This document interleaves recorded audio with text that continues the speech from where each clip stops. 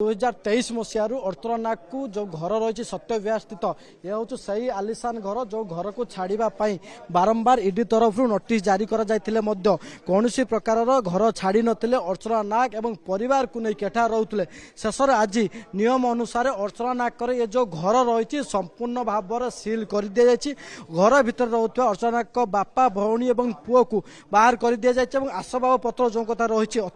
दैनंदिन जीवन में व्यवहृत खाद्य पानीय एवं जो पोशाक रही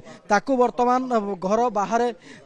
खोला घर सामने नोटिस लगाई जे 3/7/2023 रु ईडी कोर्ट माध्यम बारंबार नोटिस जारी करते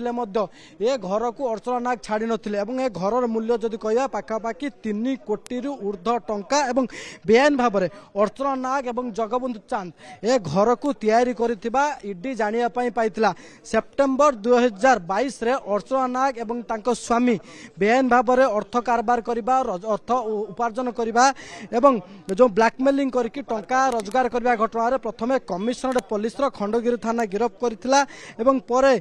मैत्री नयापल्ली थाना रे गोटे मामला रुजु होइतिला एवं घटना तदंत समय जतबा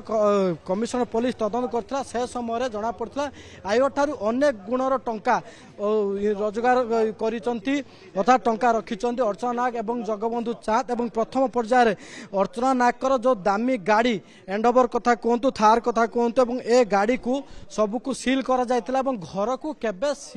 सील करा जिवो एवं से दिन को अपेक्षा थिला।